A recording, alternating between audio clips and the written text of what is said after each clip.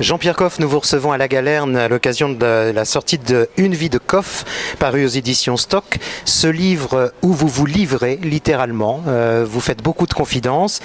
Écrire ce livre a été enthousiasmant, parfois douloureux, souvent, écrivez-vous. Pourtant, je crois que, et c'est encore vous qui parlez, l'écriture de ce livre était nécessaire.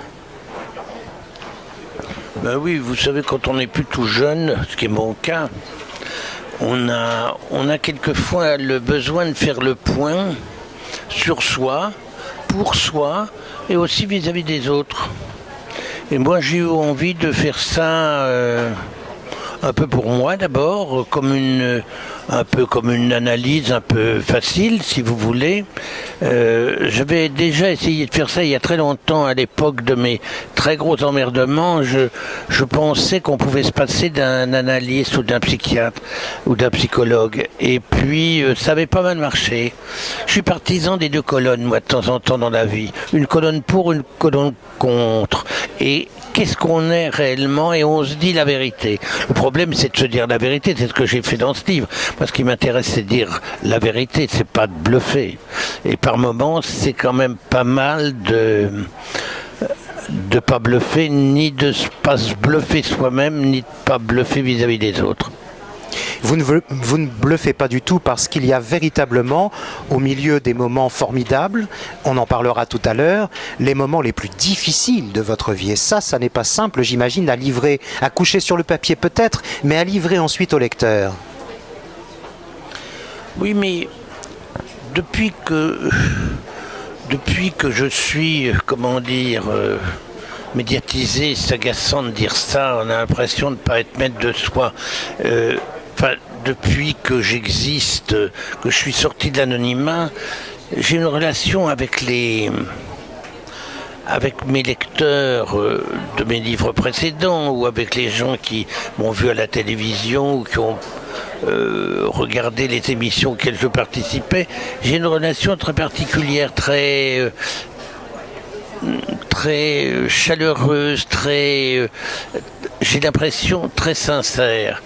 Et donc, à un moment donné, il faut savoir être reconnaissant, et j'ai eu envie d'être reconnaissant vis-à-vis de tous ces gens, y compris anonymes, qui sont si respectueux et amicaux avec moi. Alors vous dites volontiers, vous dispersez dans vos différentes activités, même encore aujourd'hui. Pourquoi ? Parce que ça m'amuse, parce que je ne sais rien. Et quand on ne sait rien, en général, on a soif d'apprendre. Et moi, j'ai envie d'apprendre. J'ai envie de savoir des tas de trucs que je ne savais pas. Donc, la dispersion, c'est partir à la découverte de plein de choses. Donc moi, ça me passionne. Et même encore à 77 ans, je ne suis pas j'ai encore des tas de choses à découvrir, à lire. Alors, vous avez tenu un restaurant, la Ciboulette, 3 Ciboulettes, devrais-je même dire. Il y a eu également 3 ou 4. meneur, oui, parce qu'il y en a eu un 4e après. Vous avez été meneur de revue, vous avez fait de la télévision, de la radio. J'en oublie encore. Tout est à découvrir dans le livre. Tout ça, ce sont effectivement des passions que vous avez réussi à mener au fur et à mesure. Qu'on vous les a proposées, d'ailleurs, souvent, ça a été des propositions qu'on vous a faites. Oui, c'est ce qui est assez miraculeux finalement, c'est que j'ai pratiquement jamais rien demandé. Tout m'est arrivé comme ça, par le biais des relations, par le hasard, par je sais pas, la curiosité des gens, peut-être à mon égard, ma volonté de manifester de la curiosité moi-même, et c'est vrai que j'ai fait plein de choses qui étaient inattendues. Jamais de ma vie j'aurais eu l'idée d'ouvrir un restaurant, d'autant que j'étais ruiné et que j'avais pas un centime pour acheter rien qui permette de démarrer un restaurant. Et tout a été à l'avenant comme ça tout le temps dans ma vie. J'avais pas envie de faire de télé, on me l'a proposé, je voulais pas en faire. C'est Carmet qui m'a quasiment obligé à en faire. Il y a des tas de choses que j'ai pas... Mais Mais en même temps, j'ai fait beaucoup de choses que j'ai pas voulu, mais j'ai toujours été extrêmement rigoureux et je n'ai jamais voulu faire des choses qui m'intéressaient pas. Je n'ai fait que ce qui m'amusait, ce qui m'intéressait, ce qui me permettait d'aller un peu plus loin. Alors, deux personnalités, vous venez de citer Jean Carmet, je raccrocherai à son nom Jean-Claude Carrière également, qui ont été particulièrement, ce ne sont pas les seuls, mais particulièrement importantes dans vos vies. Et Jean-Claude Carrière, ça me permet de rapprocher parmi vos passions le livre que vous aimez particulièrement également. C'est Jean-Claude qui m'a appris la bibliophilie.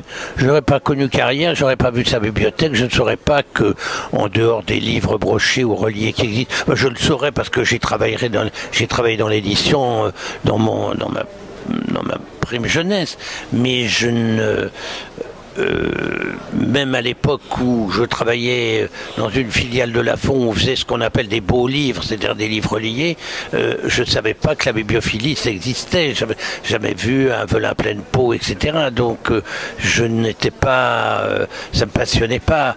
Et puis grâce à Gérard Robernet, un autre de mes amis qui était un immense libraire, le libraire c'est pas le libraire comme ici chez vous la Galerne, c'est la librairie de livres anciens. Donc il y a deux types de librairies si vous voulez. Et dans cette librairie-là, j'ai découvert des merveilles, d'abord des manuscrits, ce qui est très touchant parce qu'on retrouve la patte, l'écriture, presque la matière de l'auteur, et puis des livres reliés, des grands livres de fêtes, les grands livres de cuisine, l'histoire finalement qui comme ça se bagnode à travers les livres. Toucher un livre, humer un livre, il y a là-dedans sûrement quelque chose d'un peu sensuel. Caresser. J'allais y venir, et je mets cela en parallèle du bar. Je vous cite, « Le bar était magnifique, tout en marbre, cuir et zinc, et vous revenez souvent dans votre livre sur l'importance d'un vrai bar. Mon bar, c'est différent, passionnel, je ne le frotte pas, je le caresse. » Oui, mais quand vous me dites ça, vous me donnez soif. Parce que c'est vrai que... Vous savez que j'ai eu un procès il y a très très longtemps parce que j'avais dit que la mort du vignoble, ce serait sûrement le développement la prolifération des zincs en formica. C'est un non-sens, des bars en formica. Je trouve que sur le formica, j'ai gagné mon procès, cela dit contre eux. Je disais tout simplement que un verre qui tout à coup, sur un bar en marbre ou en zinc, sonne cette petite musique-là qui... alors que vous n'y pouvez rien, est en train de vous dégager une envie de soif comme ça, d'un vin tout simple, mais un vin de bistrot, un vin de partage, un vin d'échange. Eh bien ça, on n'a pas ça dans le formica. Et moi je disais que tous ces malheureux marchands de bière ou les barman, enfin les gens qui tiennent des bistrots et qui abandonnent ce magnifique beauté, le luxe suprême de ces bars en zinc, en cuivre ou en marbre, pour remplacer ça par des formica, sont vraiment des voyous qui ne devraient pas avoir le droit de servir du vin. Alors je précise que le titre du livre, Une vie de Coff, a été trouvé par Jean Telet, que l'on connaît bien à la Galerne. Cela pour faire un lien avec maintenant cette dernière question de notre entretien, de savoir simplement, Jean-Pierre Coff, si vous avez un livre ou un auteur à conseiller à ceux qui nous regardent ou nous écoutent. J'ai passé mon été à lire le journal de Maurice Garçon. Je trouve que même moi qui ai vécu la guerre, donc qui ai vécu toutes les saloperies qui pouvaient se faire pendant la guerre contre les Juifs, contre les Français qui défendaient le pays, je trouve que c'est un livre d'apprentissage très très utile.